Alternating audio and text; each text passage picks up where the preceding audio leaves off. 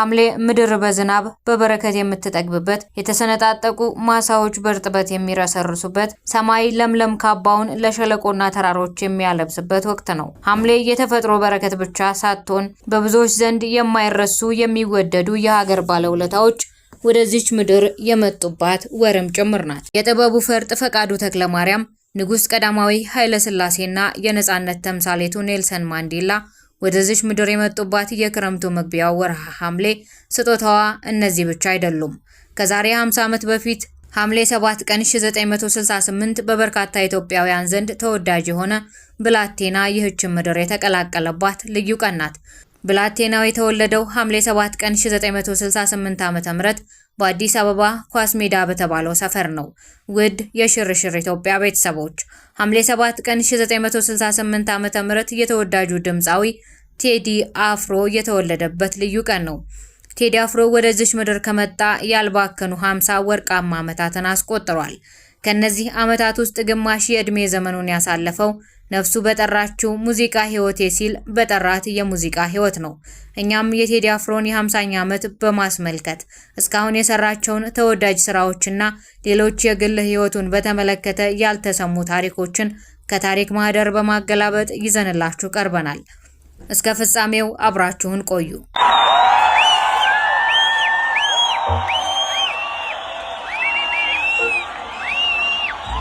በቅድሚያ ለታላቁ የሙዚቃ ጠቢብ ቴዲ አፍሮ እንኳን ለ50ኛ ዓመት የልደት በዓልህ በሰላም አደረሰህ ለማለት እንወዳለን።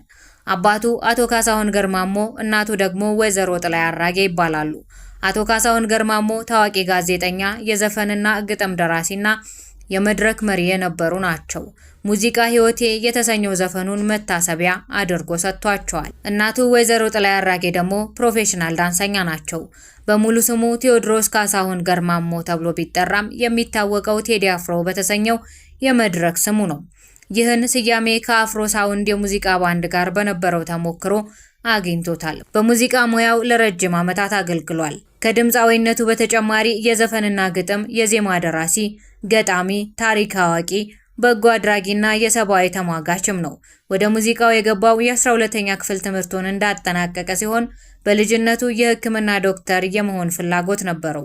ከሙዚቃ መሳሪያዎች ኪቦርድን ከመጫወቱም በላይ የተለዩ አኩስቲክ የሙዚቃ መሳሪያዎችን በመጫወት በመድረክ ላይ ባንዶቹን አጅቦ የመስራት ልዩ ተሰጥኦ አለው። በአልበሞቹ ከፍተኛ ሽያጭ በማስመዝገብ በመላው ዓለም በርካታ ኮንሰርቶችን በመስራት በሀገር ውስጥ በሚሰራቸው ኮንሰርቶች ከፍተኛ ታዳሚ በማግኘት እንዲሁም በሙዚቃ ኢንዱስትሪው ከፍተኛ ተከፋይ በመሆን ግንባር ቀደም ተጠቃሽ ነው። ትልልቅ ዓለም አቀፍ ሚዲያዎች የአፍሪካ ሬጌ ሙዚቃ ንጉስ እያሉ ያሞካሹታል። በእንግሊዙ ቢቢሲ፣ በቻይናው ሲሲቲቪ፣ በአሜሪካው ዋሽንግተን ፖስት በሙዚቃ ስኬቱ ላይ ሰፋ ያሉ ዘገባዎች ተሰርተውለታል። በአፍሪካ በተለይም በምስራቅ አፍሪካ ተጽዕኖ ፈጣሪነቱና በሬጌ ሙዚቃ ስልት ምርጥ ስራዎች ካሏቸው ሙዚቀኞች ተርታ ይሰለፋል። ከፊልም ባለሙያ ጸሐፊና ተዋናይ አምለሰት ሙጬ ጋር ትዳር ከመሰረቱ ዓመታት ተቆጥረዋል። ከዚህ ትዳራቸውም 4 ልጆችን አፍርተዋል። ከትዳር አጋሩ አምለሰት ሙጬ ጋር ለመጀመሪያ ጊዜ የተዋወቁት የሜካፕ አርቲስቱ ሆና በሰራችበት አጋጣሚ ሲሆን ከጋብቻቸው በፊት ያሰረላት ቃል ኪዳን ቀለበት 750 ሺህ ብር እንደሚያወጣ ተወስኗል። አምለሰት በወይዘሪት ኢትዮጵያ የቁንጅና ውድድር አሸናፊ የነበረች ሲሆን በአዲስ አድማስ ጋዜጣ ላይ የኮሌጅ ወጎችን በመጻፍም ትታወቅ ነበር። ይፈለጋልና በሌሎችም የአማርኛ ፊልሞች ላይ በመተወን ልምድ ያላት ስትሆን ስለ ፍቅር የተባለ አስቂኝ የፍቅር ፊልም በመድረስና ፕሮዲውስ ያደረገችም ናት። በኒውዮርክ የፊልም አካዳሚ የተማረችው አምለሰት በአካባቢ ጥበቃ ላይ ያተኮረ ጥናታዊ ፊልም እየሰራች ሲሆን በቀድሞው ፕሬዝዳንት ግርማ ወልደ ጊዮርጊስ ሕይወት ላይ ያጠነጠነ ዶክመንተሪ ፊልምም እየሰራች መሆኑ በአንድ ወቅት ሲገለጽ ነበር። በሙዚቃ ስራዎቹ በተለይም በሰብአዊነት በአንድነትና በፍቅር ዙሪያ አተኩሮ በመስራትም ልዩ ከበሬታን ያተረፈ ሲሆን ለሚሰራቸው ዘፈኖች በሚጽፋቸው ድርሰቶች ከፍተኛ ምርምርና ጥናት እንደሚያደርግ ተወስቶለታል። በእያንዳንዱ የሙዚቃ አልበሙ ታሪክ ቀመስና ለታላላቅ ሰዎች መታሰቢያ በሆኑ የሙዚቃ ስራዎችም ይሰራል። ለአፄ ኃይለ ሥላሴ፣ ለጃማይካዊው ሬጌ ኮከብ ቦብ ማርሌ፣ ለታዋቂዎቹ አትሌቶች ኃይሌ ገብረስላሴና ቀነኒሳ በቀለ፣ ለአፄ ምኒልክና ለአፄ ቴዎድሮስ ይጠቀሳሉ። ፍቅር ያሸንፋል በሚለው መርሁ ይታወቃል። ከሙዚቃው ባሻገር የግጥም መጽሐፍትን ለህትመት ማብቃትም ችሏል። የሎሬት ጸጋዬ ገብረመድህን የልብ አድናቂ ሲሆን የስነ ጽሑፍ ችሎታውን አስተሳሰቤን የቀየረ ነው በማለት በአንድ ወቅት ምስክርነቱን ሰጥቷል። ጥቁር ሰው በሚለው አልበሙ ይህን አድናቆቱን በሚያረጋግጥ መንገድ በባለቅኔው የግጥም ንባብ በመታጀብ ምርጥ ሙዚቃ እንደሰራም ይታወቃል። በአጠቃላይ 7 አልበሞችን በካሴት፣ በሲዲ፣ በዲቪዲ እና በቪሲዲ በመስራት ለገበያ አቅርቧል። በአልበሞቹ አሳታሚነት አብረውት ከሰሩት አሳታሚዎች ናሆም ሪከርድስ ዋናው ተጠቃሽ ሲሆንም ከኢቫንጋዲ ፕሮዳክሽን እና ከአዲካ ሪከርድስ ጋርም ያሳተማቸው አልበሞችም አሉት። የመጀመሪያ አልበሙ አቦጊዳ በሚል ርዕስ በ1993 ዓ.ም በናሆም ሪከርድስ የታተመ ነበር። ሁለተኛ የአልበም ስራው ደግሞ በ1996 ዓ.ም ላይ በኢቫንጋዲ ፕሮዳክሽን ለገበያ የበቃው ታሪክ ተሰራ ነው። ታሪክ ተሰራ በኢትዮጵያ የ10,000 ሜትር አትሌቶች የቡድን ስራ በመማረክ በአንድ ሌሊት ተሰርቶ በማግስቱ በኤፍኤም ሬዲዮ በመለቀቅ ከፍተኛ አድናቆት ያተረፈ ነጠላ ዜማ መሆኑም ይታወቃል። በ1997 ዓ.ም ላይ ሶስተኛው አልበም ያስተሰርያል በሚል ርዕስ በናሆም ሪከርድስ ለመታተም በቅቷል። ይህ አልበም በጥቂት ወራት ሁለቴ ለመታተም የበቃ ሲሆን ከሚሊዮን ቅጂዎች በላይ ተሰራጭቶ ክብረ ወሰን እንዳስመዘገበም ይገለጻል። በ1998 ዓ.ም ቤስት ኮሌክሽን ናሆም ሪቪው 14 ተብሎ በናሆም ሪከርድስ አሳታሚነት በተለያዩ ጊዜያት የሰራቸው ነጠላ ዜማዎች ተሰባስበው አራተኛው አልበሙ ለገበያ ቀርቧል። ሌላው ጥቁር ሰው በሚል በአዲካ ሪከርድስ አሳታሚነት ለገበያ የቀረበው አልበሙ ነው። ጥቁር ሰው የሚለው አልበሙን ለአሳታሚው አዲካ ሪከርድስ በ4.6 ሚሊዮን ብር መሸጡ በኢትዮጵያ የሙዚቃ ኢንዱስትሪ ሪከርድ ሲሆን ይህ አልበም በመጀመሪያው እትም በቴፕ ካሴት 300,000 እንዲሁም በሲዲ 500,000 ቅጂዎች መሸጡና ከ15 ሚሊዮን ብር በላይ ገቢ ማስገኘቱ በሙዚቃ ኢንዱስትሪው ክብረ ወሰኖች ሆነው የሚመዘገቡ ናቸው። ጥቁር ሰው ለተባለው ዘፈኑ የሙዚቃ ቪዲዮ ከ500,000 ብር በላይ ወጪ በማድረግ ባለ ሪከርድም ነው። ጥቁር ሰው ያለውን የመጨረሻ አልበም ካወጣ በኋላ 4 ዓመት ሲሆነው ይህን አልበም ለማስመረቅ በጊዮን ሆቴል ቀርቦ የነበረው ኮንሰርት በቅርቡ በአምባሰል አሳታሚነት ለገበያ እንደቀረበም ይታወቃል። ባለፈው ዓመትም የቢልቦርድ ሰንጠረዥን በአንደኝነት የተቆጣጠረ ኢትዮጵያ የተሰኘ አልበም አውጥቷል። ተወዶለታል፣ ገበያውም ደርቷል። በተለያዩ ጊዜያት በሚወጡ ነጠላ ዜማዎች ስኬቱም ይታወቃል። ነጠላ ዜማ ሲያወጣ ሀገር ይንቀጠቀጣል፣ ሀገር ይቅበጠበጣል፣ አቧራ ይነሳል። ይህ ደግሞ በኢንዱስትሪው ምርጥ ብቃት እንዳለው የሚያረጋግጥ ነው። እንደ ማስረጃ በተለያዩ ጊዜያት የተለቀቁ ነጠላ ዜማዎችን መጥቀስም ይቻላል። አቦጊዳ ከሚለው አልበም አቦጊዳ፣ ልጅነት አላት፣ ለማን ልማሽና ሞናሊዛ፣ ያስተሰርያል ከሚለው አልበም ደግሞ ያስተሰርያል፣ በልስጠኝ፣ ላምባዲና፣ አላምን የሚታወሱ ናቸው። መንታ ወድጄ፣ ያረጋል፣ ላሜቦራና ስደት የተባሉት ሌሎች 4 ነጠላ ዜማዎችም ከፍተኛ ተደማጭነትን በማግኘት የተሳካላቸው ሲሆኑ ጥቁር ሰው ከመውጣቱ በፊት ደግሞ ሰላም፣ ፊዮሪና፣ ልረሳሽ አልቻልኩም፣ አባይ፣ ውዴ፣ አይደነግጥም ልቤና ትዝታ ይጠቀሳሉ። ከ5 በላይ ነጠላ ዜማዎች በአንድ ዘፋኝ እንዲህ በስተው በአንድ ሰሞን ሲሰራጩ የተለመደ ስላልነበር እነዚህ ነጠላ ዜማዎች ለመጀመሪያ ጊዜ በተሰሙበት ወቅት በከፍተኛ ደረጃ ያነጋገሩ ነበሩ።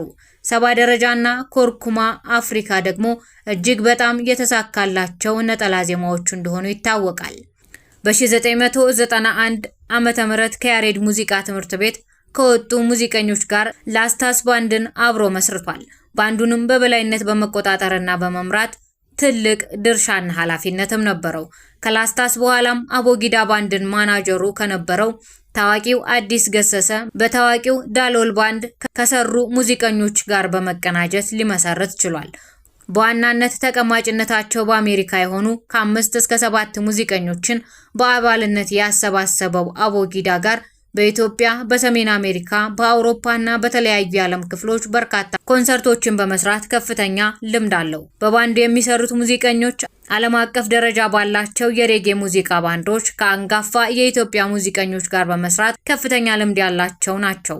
የመጀመሪያ ኮንሰርቱን የሰራው እንደ አውሮፓውያን አቆጣጠር በ2003 ላይ በድርቅ ለተጎዱ ወገኖቹ ገቢ ማሰባሰቢያ በመስቀል አደባባይ በተዘጋጀበት ወቅት ነበር። እንደ አውሮፓውያን አቆጣጠር በ2005 ላይ የቦብ ማርሌ 60ኛ ዓመት የልደት መታሰቢያ ዓለም አቀፍ ደረጃ ያለው ኮንሰርት በተዘጋጀበት ወቅት የተሳተፈው የዝግጅቱን መክፈቻ ሙዚቃ በማቅረብ ነበር። ከሀገር ውጭ በመላው ዓለም፣ በአፍሪካ፣ በአውሮፓ፣ በሰሜን አሜሪካ፣ በአውስትራሊያ እና በመካከለኛው ምስራቅ በመዘዋወር በ40 ትልልቅ ከተሞች ኮንሰርቶችን አቅርቧል። በተለይ እንደ አውሮፓውያን አቆጣጠር በ2006 ለ10 ወራት በቆየና ወደ ሀገር ቤት በሚል ስያሜ የኮንሰርት ዝግጅቱ የዓለም ከተሞችን ማካለሉም ይገለጻል። እንደ አውሮፓውያን አቆጣጠር በ2009 ላይ ከእስር ከተፈታ በኋላ ለመጀመሪያ ጊዜ በአዲስ አበባ ስቴዲየም በተዘጋጀ ኮንሰርት ሙዚቃዎቹን ሲያቀርብ ከ60 ሺህ በላይ ታዳሚዎችን አግኝቷል። በዓለም አቀፍ ደረጃ በሚያቀርባቸው የሙዚቃ ዝግጅቶች በአማካኝ እስከ $15,000 እንደሚከፈለውም መረጃዎች ያመለክታሉ።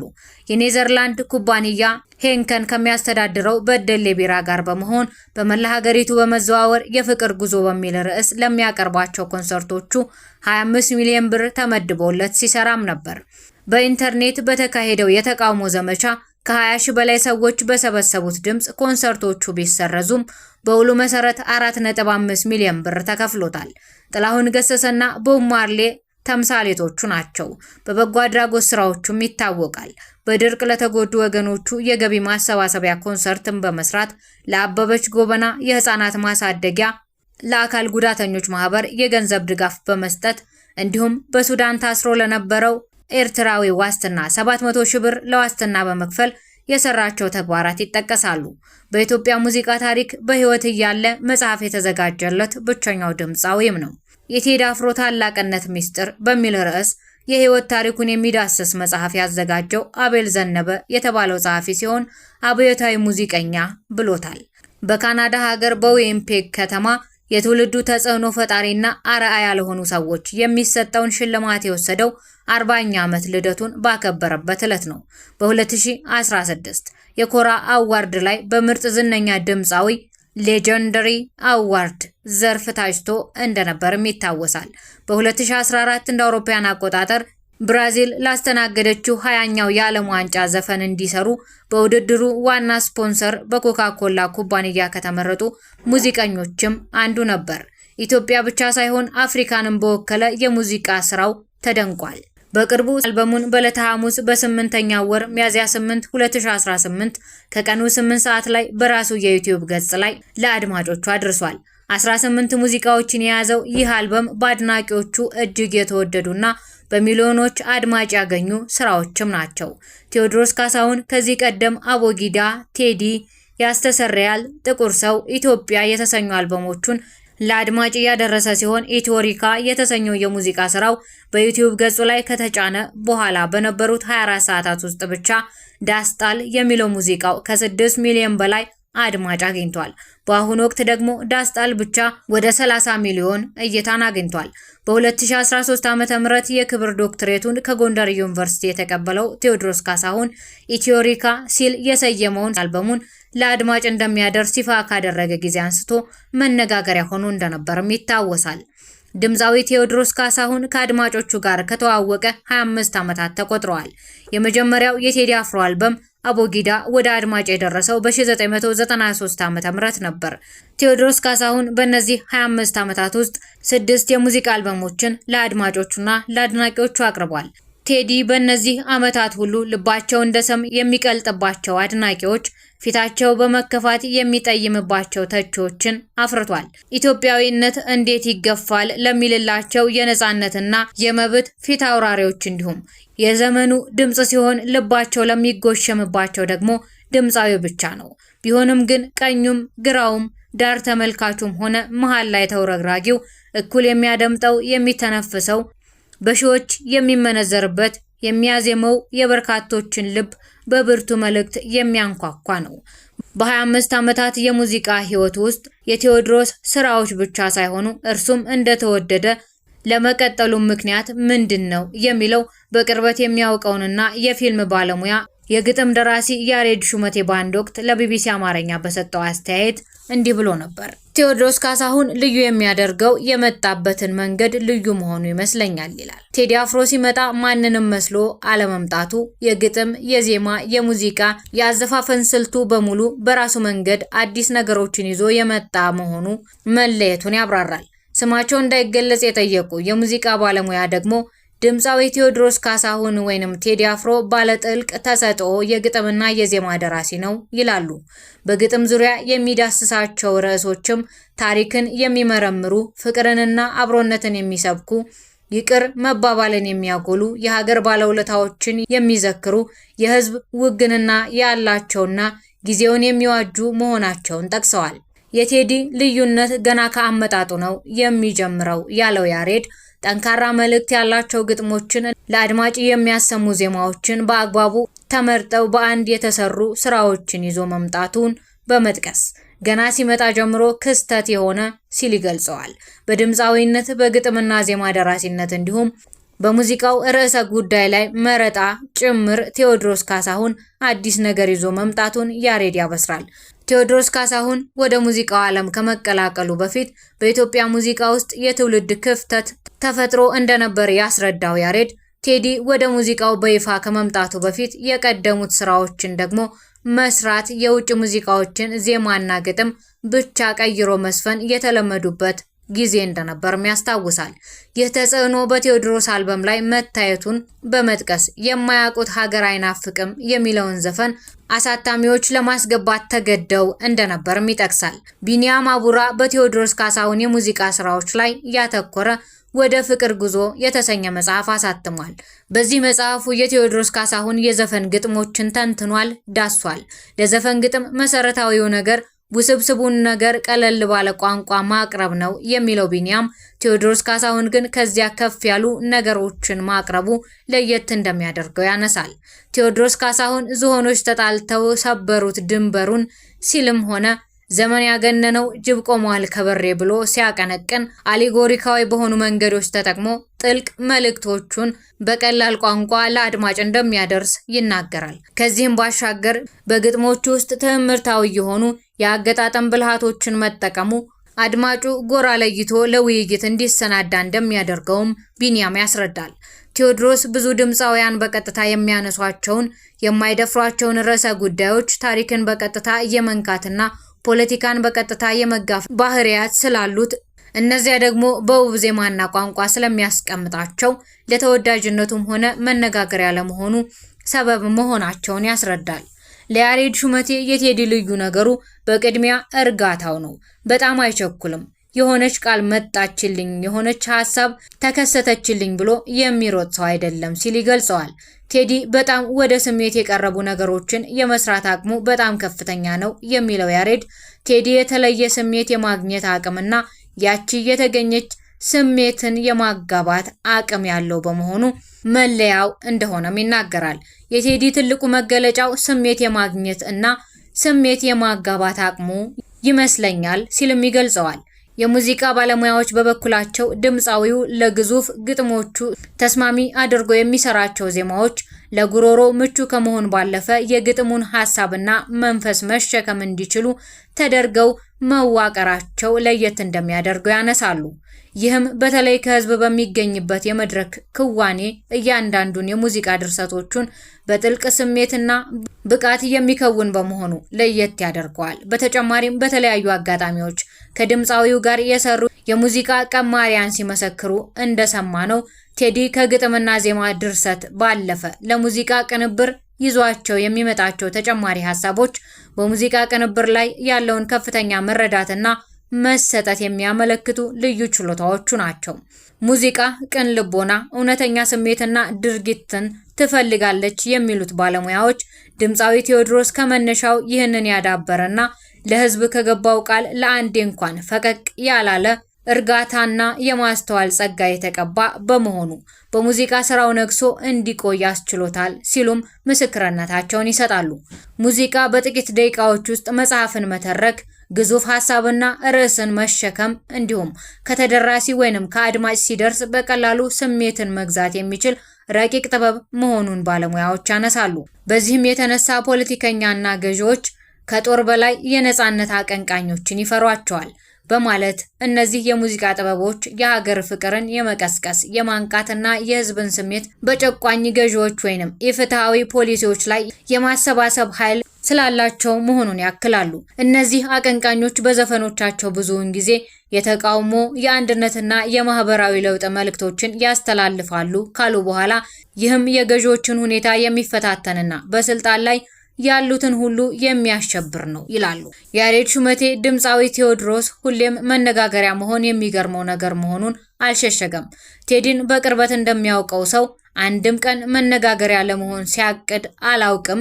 ይህንን እኔ መመስከር እችላለሁ። ነገር ግን ቴዎድሮስ ካሳሁን የአድናቂና ነቃፊ አጀንዳ እንዲሆን የሚያደርጉት ራሳቸው ተቺዎቹ መሆናቸውን ያሬድ ማስተዋሉን ይናገራል። አንድም ቀን ይህ ሊያነጋግርልኝ ይችላል፣ ይህንን እንደዚህ ላንጫጫው የሚል አይነት ነገር የለውም ሲልም ይመሰክርለታል።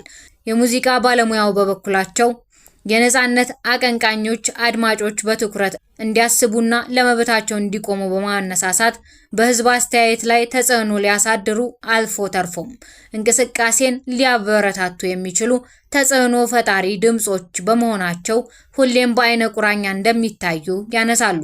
ድምፃዊ ቴዎድሮስ በሀገራችን ካሉ ሙዚቀኞች ሁሉ የነጻነትና የመብት ፊት አውራሪ አቀንቃኝ በመሆኑ አዲስ ስራ ይዞ ሊቀርብ በተበሰረ ዕለት ሁሉ አነጋጋሪ የመሆን እድሉ ሰፊ መሆኑን ጠቅሰዋል። ያሬድ ሹመቴ ቴዎድሮስ ካሳሁንን በቅርበት እንደሚያውቀው ገልጾ ለልቡ ታማኝ የሆነ ሰው ነው ይለዋል። ይህንንም ሲያብራራ ከአንደበቱ የሚወጣው እርሱ የሚያምንበት ብቻ ነው እንጂ የሚያመጣውን ተጽዕኖ አስልቶ ሲያደርግ እኔ አይቼው አላውቅም። እርሱ የተሰማውን ነው የሚያወጣው። ለእርሱ አነጋጋሪ መሆን ኃላፊነት መውሰድ የሚችሉት ሙዚቃው ከመውጣቱ በፊት የሚሰሙት የተቃርኖ ድምጾች ናቸው ባይነኝ ይላል። ለእርሱ ተወዳጅነት፣ ተሰሚነት፣ አነጋጋሪ መሆን የአንበሳውን ድርሻ የሚወስዱት በተቃርኖ የቆሙ ሌሎች አካላት ናቸው። ቴዎድሮስ ካሳሁን ሙዚቃን ከመዝናኛነት ወደ ትግል ሜዳ የቀየረ ሙዚቀኛ ነው የሚለው ቢኒያም ቀላል በሚመስሉ የፍቅር ታሪኮች ውስጥ ውስብስቡን የኢትዮጵያ ፖለቲካ የመዘየብ ባህሪዎች አሉት ይላል። ሌላው ቴዲን በተመለከተ የሚነሳው በታላቁ ትርክት ኢትዮጵያዊነት ላይ የተንጠለጠለ መሆኑ ነው። እንደ አጋጣሚ ሆኖ ቴዲ አፍሮ ወደ ሙዚቃው ኢንዱስትሪ የተቀላቀለበት ወቅት ይህ ኢትዮጵያዊነት የምንለው ታላቁ ትርክት ዲኮንስትራክት የተደረገበት ወቅት መሆኑን ቢኒያም ለቢቢሲ ተናግሯል። ይህ ታላቁ ትርክት ዲኮንስትራክት ተደርጎ አዲስ ትርክት እየተፈጠረ በነበረበት ወቅት መገኘቱ የእርሱን አነጋጋሪነት እንዲጨምር ማድረጉንም ቢኒያም ያስረዳል። ምክንያቱም ቴዲ በየአቅጣጫው ጎጣዊ ትርክቶች እንደ ልብ በሚናፈሱበት ወቅት እሱ ታላቅ ትርክት ላይ ተጣብቆ መቅረቱ በዋናነት በእርሱ ላይ እንዲነጋገሩ፣ ስለ እርሱ እንዲያስቡና እንዲከራከሩ አድርጓቸዋል ባይ ነው። ይህም ተጽዕኖ ፈጣሪነቱን እንዲጨምሩ ካደረጉ ነገሮች መካከል መሆኑንም ቢኒያም ያስረዳል። ቴዲ አፍሮ ሁልጊዜ ውስጡ የሚያመውን፣ የሚያስጨንቀውን፣ የሚረብሸውን ሀሳብ በሙዚቃ አምጦ እንደሚወልዳቸውም ያሬድ ሹመቴ ያስረዳል። ብዙ ጊዜ ከቴዲ ጋር ስንገናኝ የማስተውለው ነገር ጭንቀቱ፣ ህመሙ ሁሉ የአንድነት፣ የሀገር ጉዳይ፣ የኢትዮጵያዊነት ጉዳይ በጣም ያሳስበዋል። አብሮ መብላት አለመቻል፣ እንደ ልብ መንቀሳቀስ አለመቻል፣ ለልጆቻችን የምትተርፍ ሀገር እንድትሆን የማሰብ በጣም ጭንቀት አለው ይላል። እነዚህ የሁል ጊዜ ጭንቀቶቹ ወደ ድርሰቱ ሲመጡ የሰማናቸውን ስራዎች መውለዳቸውን ያሬድ ይመሰክራል። ቴዎድሮስ ራሱ ህዝብ ነው የሚለው ያሬድ ማንም ሰው የሚሰማው ስሜት እርሱንም ይሰማዋል በማለት የሚያምንበትን ጉዳይ ብቻ እንደሚሰራም ይጠቅሳል። ቴዲ ህዝብ ይህን ነው የሚፈልገው፣ ይህ ነው ፍላጎቱ ብሎ የሚያስብ አይመስለኝም። እኔ እንዳየሁት ከሆነ አንድም ቀን ይህንን ህዝብ እንድልለት ይፈልጋል የሚል ኃላፊነት ለራሱ አሸክሞ አያውቅም። የቴዲ የሙዚቃ ስራዎች ፖለቲካዊ ሀሳቦች ይዘዋል የሚሉ የፖለቲካ ሰዎች ናቸው በማለት እርሱ ሲሰራ የሚሰማውን እውነተኛ ስሜት ስለሚያወጣ እውነተኛ ስሜት ደግሞ ወደ አድማጮች ይጋባል ይላል። ሌላ ሰው ሊለው ያልቻለውን ነገር ሁሉ እኮ ይገኛል። ሁሉም ሰው ሊሰማው ይችላል፣ ግን የተሰማውን ስሜት የሚገልጽበት ቃል ሊያጣ፣ ስም ሊያጣለት ይችላል። ያ ደግሞ በተልእኮ የሚሰጠው የጥበብ ሰው ሊኖር ይችላል ማለት ነው። በየዘመኑ ህዝቡ የተሰማውን ስሜት ለመግለጽ ቃላት አውጥቶ የተቸገረበትን ነገር እንዲያወጡ ጥበብ እንደ መለኮት ሹክ የምትላቸው ሰዎች አሉ የሚለው ያሬድ የዚህ ዘመን ሹክታዎች እነዚያ የህዝብ ስሜቶች ሁሉ የሚመጡበት ሰው ቴዲ ነው ብዬ አስባለሁ።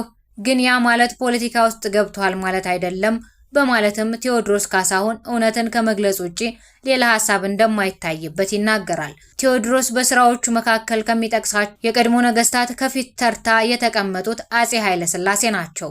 በ1993 ዓ.ም በታተመውና በኤልያስ መልካ በተቀናበረው ስራው ውስጥ ከተካተቱ ስራዎቹ መካከል ሁለቱ የሀገር ዋርካ የሆኑ ሰዎችን ያነሳሳል። ግርማዊነቶ አጼ ኃይለ ሥላሴን፣ ኃይሌ ደግሞ በሩጫው መድረክ የሀገርን ባንዲራ ከፍ አድርጎ ያሰቀለውን ኃይሌ ገብረስላሴን ተወድሶበታል።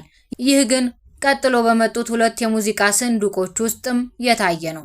ቴዎድሮስና ጥቁር ሰው ነገስታቱን ያወደሰበት የኢትዮጵያ አንድነትን የሰበከባቸው ስራዎቹ ናቸው።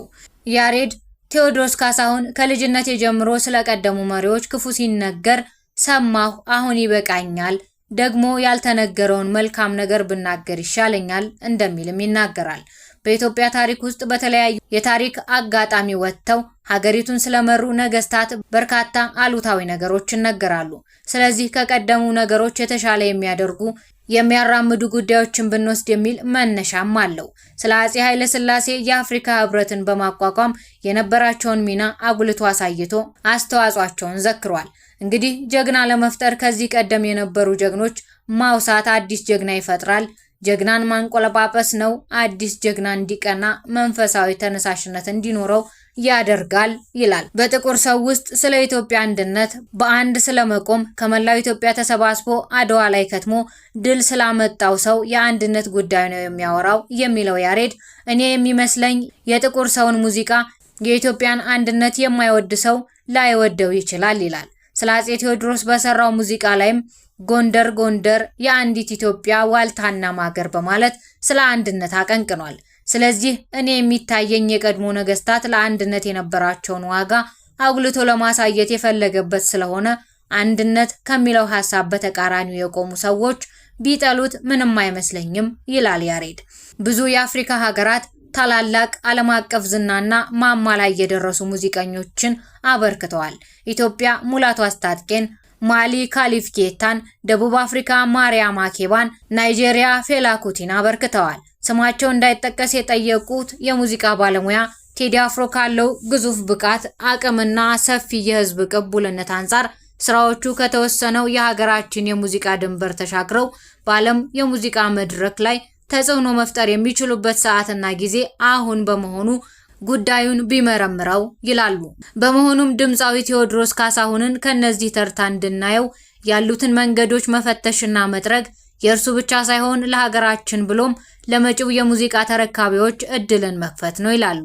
በመሆኑም ከቀድሞ ስራዎቹ የበለጠ የሙዚቃ ቅርጽ፣ የሙዚቃ ቀመር፣ የሙዚቃ ቅጂ፣ በሳል ዜማ እንዲጠቀም ይመክራሉ። በመሆኑም በሙዚቃ ቀረጻ ስራው ላይ በየዘርፉ የላቁ ሰዎችን በሀገር አሊያም በውጪ ደረጃቸውን በጠበቁ ታላላቅ የቀረጻ ስቱዲዮ ቢያከናውን ሲሉም አስተያየታቸውን ሰጥተዋል። በዓለም አቀፍ ደረጃ ሙዚቃ የሚያሰራጩ ኩባንያዎች ጋርም ቢመካከር በጎ ጎን እንዳለውም አንስተዋል። ውድ የሽርሽር ኢትዮጵያ ቤተሰቦች የሙዚቃው ንጉስ ቴዲ አፍሮ 50ኛ ዓመት ልደቱን ያከብራል። እኛም ይህንን ምክንያት በማድረግ የ50ኛ ዓመት ልደቱ ድረስ የኖረባቸውን ወርቃማ ዓመታት አንስተን ጉዳዮቹን በሰፊው ዳሰናል። አብራችሁን ስለነበራችሁ ከልብ እናመሰግናለን። ሽርሽር ኢትዮጵያን ሰብስክራይብ እያደረጋችሁ ቤተሰብ ሁኑ። ሐሳብ አስተያየቶቻችሁን በኮሜንት መስጫው ላይ ማስቀመጥ እንዳትረሱ። በሌላ ጊዜ እስከምንገናኝ ድረስ ፈጣሪ ቸሩን ያሰማን።